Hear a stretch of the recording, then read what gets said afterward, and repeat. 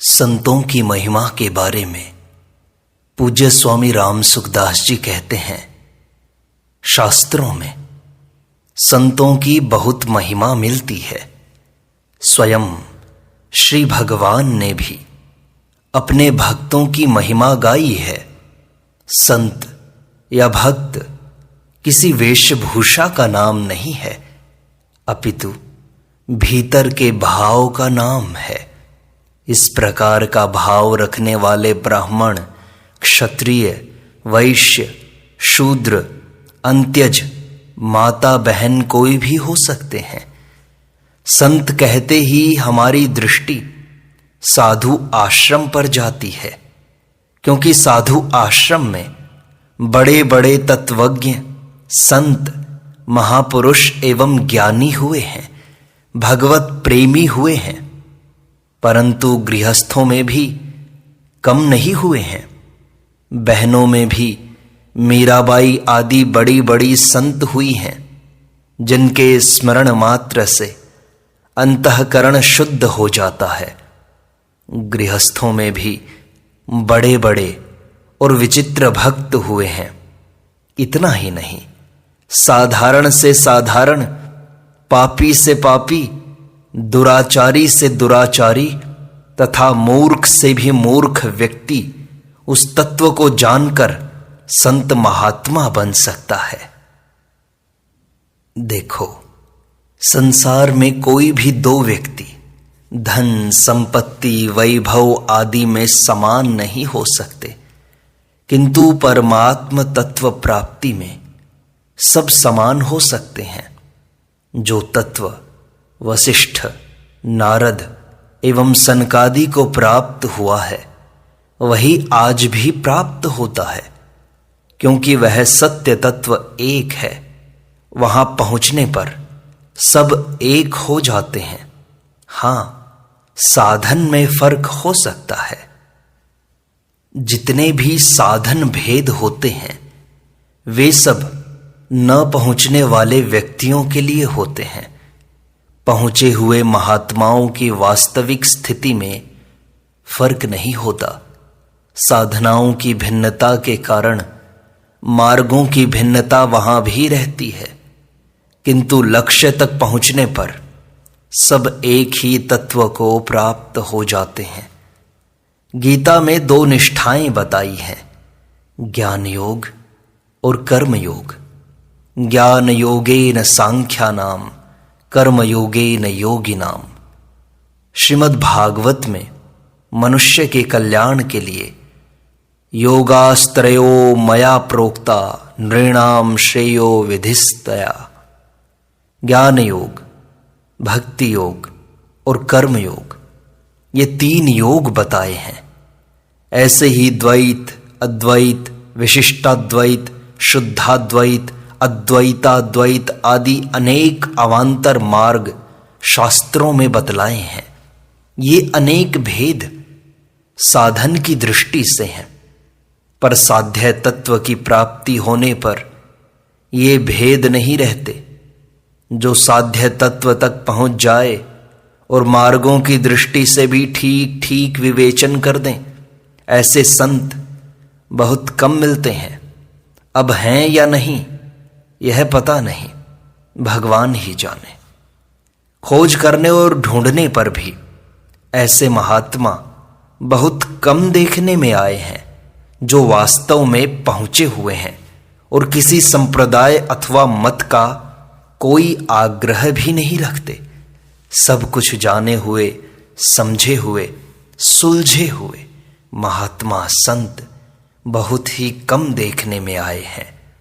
हम इतिहास, भागवत आदि ग्रंथों को देखते हैं तो उनमें संतों, राजर्षियों, बड़े बड़े त्यागियों, तपस्वियों तथा प्रेमियों का वर्णन मिलता है। उनमें भी ठीक ठीक तत्व तक पहुंचने वाले बहुत कम ही मिलते हैं। फिर आजकल की तो बात ही क्या है। लोग भजन, ध्यान आदि को फालतू समझने लगे हैं। जो वास्तव में मनुष्य जीवन की सफलता है, उस तत्व प्राप्ति को समझते नहीं। इतना ही नहीं, समझना चाहते भी नहीं, इसकी उपेक्षा करते हैं। वे कहते हैं काम और भोग के सिवाय कुछ है ही नहीं, खाना, कमाना और भोगना, बस इतना ही सब कुछ है। उनके मत में और कुछ है ही नहीं, वे इसी में उलझे रहते हैं। अब उनसे क्या कहा जाए? सज्जनों, वे तो पशुओं से भी नीचे हैं। सज्जनों, थोड़ा ध्यान दें। संतों को पहचानने में वे ही समर्थ हैं जो सच्चे हृदय से इस अध्यात्म मार्ग पर चलते हैं। केवल अंधी दौड़ में नहीं दौड़ते, अपितु विवेक पूर्वक खूब गहरे उतरकर इन पारमार्थिक विषयों को अच्छी प्रकार समझते भी हैं। इससे भी आगे समझी हुई बातों को आचरण में लाते हैं। वे संतों को कुछ कुछ समझ पाते हैं।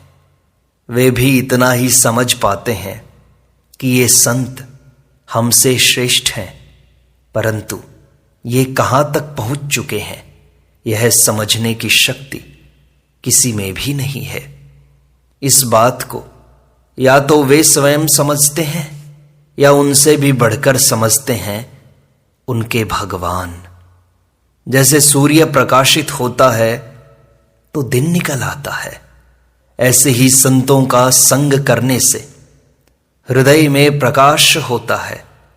मनुष्य को दिखने लगता है कि मुझ में कहां कहां कमी है और इसे कैसे दूर किया जाए, उसके उपाय सूझने लगते हैं।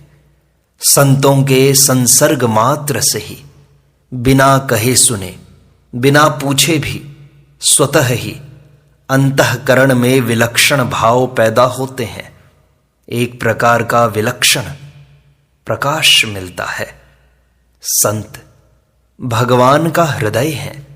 जिस प्रकार बूढ़े माँ बाप अपनी छिपी हुई पूंजी अपनी विशेष कृपा पात्र संतान को ही बताते हैं, उसे दे देते हैं, उसी प्रकार भगवान अपने प्यारे संत, जो कि उनका हृदय धन है, उनके सामने खोलकर रख देते हैं। जिन पर विशेष कृपा होती है, जैसे संतों के धन भगवान है, ऐसे ही भगवान के धन संत हैं। वे जब कृपा करते हैं तो हमें संतों से मिला देते हैं और कहते हैं कि भाई अब तुम सत्संग करो और लाभ ले लो। अब प्रश्न उठता है कि हम तो संतों को पहचान सकते नहीं, क्या करें? तो आप भगवान से सच्चे हृदय से प्रार्थना करें कि हे नाथ, हमें आपके जो प्यारे भक्त हैं, संत महापुरुष हैं, उनके दर्शन कराइए। ऐसे आप भगवान से कहें अथवा आपके हृदय में उत्कंठा हो जाए तो आपको कोई न कोई संत अवश्य ही मिल जाएंगे। जैसे फल चलकर तोते के पास नहीं जाता, वरन तोता स्वयं फल के पास जाकर उसे चोंच लगाता है, इसी प्रकार सच्चे जिज्ञासुओं को संत महात्मा ढूंढते फिरते हैं। यद्यपि मां से अधिक आवश्यकता बालक को होती है, किंतु मां के मन में बालक की जितनी गरज होती है, उतनी बालक के मन में मां के लिए नहीं होती। जब दूध की आवश्यकता होती है तभी वह मां को याद करता है, किंतु मां सब समय उसकी याद करती है। बच्चे को भूख लगने पर मां के स्तनों से दूध टपकने लगता है। उसी प्रकार सच्चे जिज्ञासुओं के प्रति संतों का ज्ञान अमृत टपकने लगता है। वे अपने आप को रोक नहीं सकते, बस कोई मिल जाए लेने वाला। किंतु संसार के इन लोगों को इन बातों का क्या पता। रात दिन हाय रुपया, भोग संग्रह, सुख आराम, क्लब, नाटक, सिनेमा, तड़क भड़क में लिप्त मनुष्य क्या समझे इस तत्व को। संत महात्माओं ने जिस तत्व को बड़ी मेहनत करके त्याग तपस्या से प्राप्त किया है, उसको वे बड़े खुले हृदय से देने के लिए तैयार बैठे हैं। कोई लेता है तो खुश होते हैं, प्रसन्न हो जाते हैं। ठीक उसी प्रकार जिस प्रकार दुकानदार का जितना अधिक माल बिकता है, वह उतना ही अधिक खुश होता है। पर दुकानदार को तो स्वयं को लाभ होता है, पर संत महात्मा संसार का कल्याण करके प्रसन्न होते हैं। बिना कोई स्वार्थ हित करने वाले संसार में दो ही हैं, श्री भगवान और संत महात्मा। भगवान और भगवान के प्यारे भक्त बिना ही कारण के हित करते रहते हैं। जैसे लोभी की धन में और भोगी की भोग में प्रीति होती है, उससे भी विलक्षण प्रीति भगवान को और संतों को प्राणी मात्र के हित में होती है। मेरा भक्तों की संगति में रहने का काम पड़ा है। मेरे मन में बात आई कि इतने ऊंचे महापुरुषों का संग मुझे मिला है, किंतु मैं ऐसे संतों के संग का पात्र नहीं हूं। मैंने एक पहुंचे हुए संत से प्रश्न किया, महाराज, भगवान के घर में अंधेरा है, उनके यहां सावधानी नहीं है, तभी तो हम जैसे लोगों को ऐसे ऐसे ऊंचे दर्जे के संत महात्माओं के दर्शन हुए। हम तो इसके पात्र नहीं हैं, क्योंकि उत्तम वस्तु तो योग्य पात्र को ही मिलनी चाहिए, परंतु हमारे जैसे पात्र को भी ऐसी ऊंचे दर्जे की बातें मिलती हैं। तो यह क्या है? यह कोई हिसाब है? गुस्सा आने पर रावण को परम पद दे दिया और प्रसन्न होने पर विभीषण को राजगद्दी दी। ऐसा पूछने पर मुझे जवाब मिला कि बात ठीक है, कन्या के लिए योग्य वर ही ढूंढना चाहिए, किंतु कन्या बड़ी हो जाए और योग्य वर न मिले तो जैसा वर मिले उसके साथ ही ब्याहना पड़ता है। तो ऐसे तो हम लोग और हमें मिले ऐसी मार्मिक बातें। लोग कहते हैं कि अच्छे पुरुष मिलते नहीं, और मैं कहता हूं कि हम अच्छे पुरुषों के लायक नहीं हैं। आप लोगों से मैं एक बात पूछता हूं, क्या आपको अभी तक अपने से ऊंचे दर्जे का पुरुष मिला ही नहीं? यदि मिला है तो क्या आपने उनसे पूरा लाभ ले लिया? यदि नहीं लिया तो उनसे बड़े पुरुष संत मिलने पर आप उनसे लाभ कैसे ले लेंगे? क्या निहाल हो जाएंगे उनसे मिलकर? अभी जो मिलते हैं उनसे पूरा लाभ ले लो, इस कक्षा में तो उत्तीर्ण हो जाओ, उसके बाद भगवान अपने आप अगली कक्षा में भेज देंगे।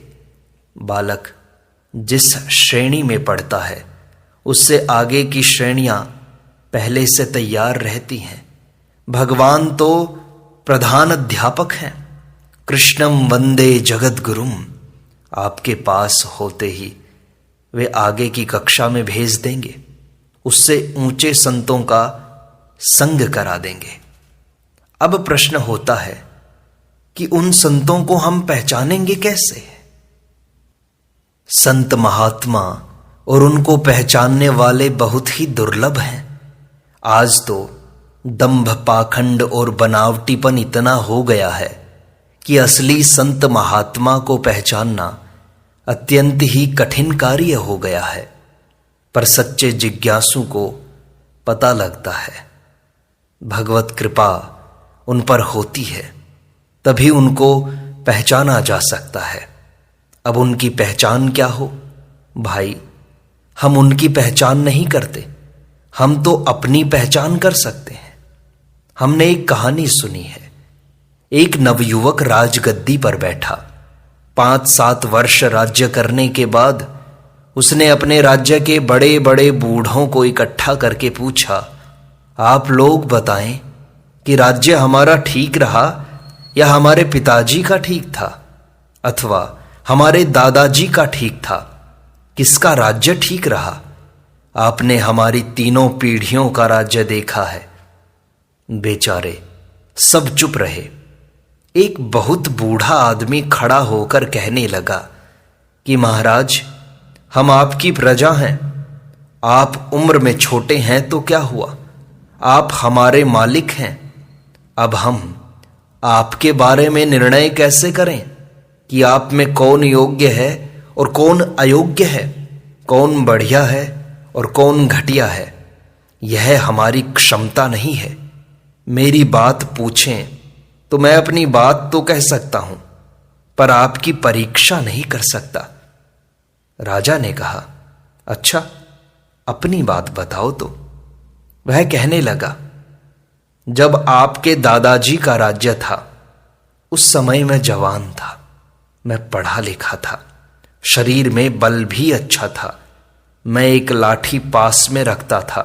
उस समय यदि 5-10 आदमी एक साथ भी सामना करने के लिए आ जाते तो मैं हार नहीं खाता, बल्कि उन सबको मार दूं, ऐसा मेरा विश्वास था। एक दिन मैं किसी गांव से जा रहा था। रास्ते चलते मेरे कान में किसी स्त्री के रोने की आवाज आई, तो मैंने सोचा चलकर देखें क्या बात है। मैं आवाज की दिशा में गया तो देखा कि एक सुंदर युवती अकेली जंगल में बैठी रो रही है। उसने बहुत कीमती गहने कपड़े पहन रखे थे। मैं अचानक उसके पास पहुंचा तो वह डर गई और एकदम चुप हो गई। मैंने बड़े प्यार से कहा कि बहन, घबराओ मत, बताओ कि तुम क्यों रो रही हो। मेरा ऐसा कहने पर वह आश्वस्त हुई और बोली, मैं पीहर से ससुराल जा रही थी। साथ में 2-4 बैलगाड़ियां और ऊंट थे।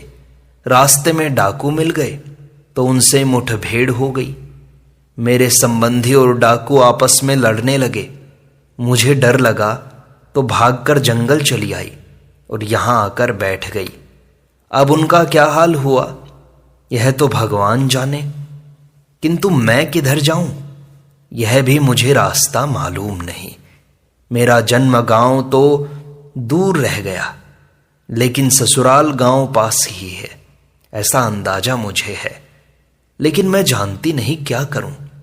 यह सोचकर रोना आ रहा है। इस तरह कहकर उसने मुझे अपने ससुराल का पता बताया। मैं उस गांव को जानता था, इसलिए मैंने उससे कहा, बहन तुम चलो, डरने की कोई बात नहीं है, मैं तुम्हारे साथ हूं। पूछने पर उसने अपने श्वसुर का नाम कागज पर लिखकर बताया। मैं उसके श्वसुर को जानता था, इसलिए उसे उसके ससुराल ले गया। रात हो चुकी थी। सब लोग तरह तरह की चिंता कर रहे थे। वे लोग बहुत दुखी थे, क्योंकि बहू के शरीर पर गहने आदि बहुत थे। बहू को सही सलामत पहुंची देखकर सबके मन में प्रसन्नता छा गई। उस स्त्री ने अपने घर वालों से कहा, इन सज्जन को मैं पिता कहूं या भाई कहूं। इन्होंने मुझे बड़े प्यार से धीरज दिलाया और यहां तक पहुंचाया। उसके श्वसुर मुझे इनाम देने के लिए 500-700 रुपए लाए और लेने का आग्रह करने लगे। मैंने अपना कर्तव्य समझकर यह काम किया था कि कोई दुखी है तो उसका दुख दूर हो जाए, इसलिए मैंने रुपये नहीं लिए। मैंने मन में सोचा कि अपने कर्तव्य पालन की बिक्री नहीं करूंगा। मेरे मन में रुपए न लेने से बड़ा संतोष रहा।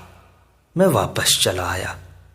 यह बात तो आपके दादाजी के समय की थी। इसके बाद आपके पिताजी का राज्य आया। उनके राज्यकाल के 5-7 वर्ष बीतने पर एक बार मेरे व्यापार में बड़ा घाटा लगा। धन की तंगी हुई तो मेरे मन में बात आने लगी कि उस समय इतना अच्छा अवसर मिला था। 10-15 हजार का तो गहना ही था। अकेली स्त्री थी, एक थप्पड़ मारता तो सारा गहना जेवर मिल जाता। आज यह दुख भोगना नहीं पड़ता। उस समय बड़ी भूल हो गई, अब पछताने से क्या हो। जब वे इनाम देने लगे तब भी नहीं लिया। बड़ाई का भूखा आज तंगी भोगता है। इस प्रकार के भाव मन में आए थे। महाराज, आप तो अवस्था में मेरे पोते के समान हैं। आपके सामने कहने में लज्जा आती है। अब तो मन में ऐसे भाव आ रहे हैं। उस समय उस स्त्री को समझा बुझा या धमकाकर अपनी स्त्री बना लेता तो आज वह मेरी सेवा करती और धन भी मिल जाता, परंतु अब तो बात हाथ से निकल गई। पछताने से क्या लाभ। इस तरह महाराज, हम तो अपने मन के विचार बता सकते हैं। आप राजाओं का निर्णय कौन करे। आपका निर्णय करने की ताकत हम में कहाँ। राजा समझ गया कि बुढ़ा बड़ा बुद्धिमान है। यथा राजा तथा प्रजा, यह बात भी कह दी और हमें रुष्ट भी नहीं किया। इस तरह संतों की पहचान हम नहीं कर सकते कि ये कहां तक पहुंचे हुए हैं, क्योंकि उनके पास जाने से हमारे मन में मच रही हलचल शांत होती हो, बिना पूछे शंकाओं का समाधान होता हो, मन में संतोष होता हो, अपने में दैवी संपदा के गुण आते हों, अर्थात दया, क्षमा, उदारता, त्याग, संतोष, नीति, धर्म आदि की वृद्धि होती हो, दुर्गुण दुराचार दिखने लगें और घटने लगें। जिन महापुरुषों के संग अथवा दर्शनों से ऐसी विलक्षणताएं आती हों तो हम अंदाज लगा सकते हैं, परंतु संतों की पहचान हम क्या कहें। हमको क्या पता कि वे कैसे हैं। इसके अलावा हम गरीब हों अथवा धनी हों, जिनके मन में हमारी कोई गरज नहीं दिखती, हम धनी हों तो कुछ ज्यादा आदर करें और गरीब हैं तो निरादर करें। हमसे वे कुछ स्वार्थ सिद्ध करना चाहें, ऐसा हमें कभी लगता ही नहीं। कभी भी हम उनसे ज्ञान योग, भक्ति योग, कर्म योग आदि की बातें पूछते हैं तो वे उनसे भी आगे की बात बता देते हैं। हमारी दृष्टि में सगुण निर्गुण, साकार निराकार के तत्व को जानने वाला उनसे बढ़कर कोई दिखाई नहीं देता। ऐसे महापुरुषों का संग मिल जाए तो अपना दिल खोल कर रखने से बड़ा लाभ होता है। सरल स्वभाव न मन कुटिलाई, रामचरितमानस में कहा है। ऐसे संतों के पास सरल हृदय से जाएं, अपनी विद्वत्ता प्रख्यापित करने के लिए, चतुर कहलाने के लिए प्रश्न न करें, अपने हृदय की गुत्थियां सुलझाने के लिए, अपनी उलझन मिटाने के लिए सरलता से प्रश्न करें तो विशेष लाभ ले सकेंगे।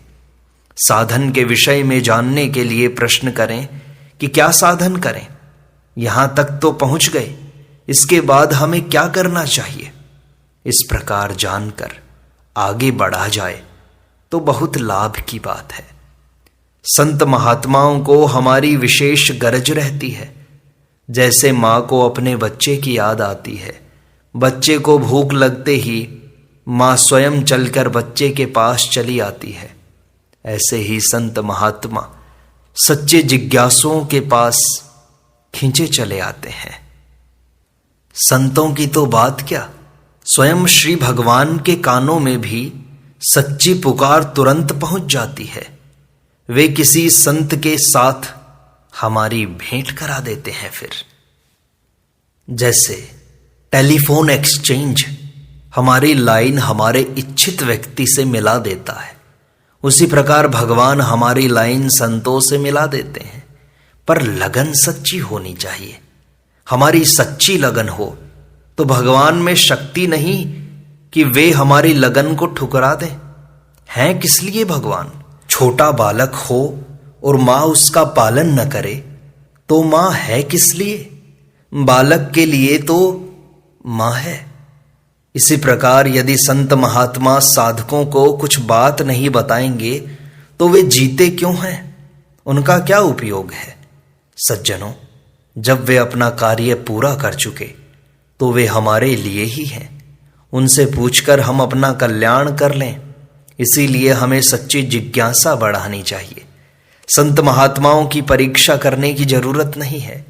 हम सच्चे हृदय से परमार्थ मार्ग में चलेंगे तो हमारा काम हो ही जाएगा, इसमें कोई संदेह नहीं है। नारायण नारायण नारायण।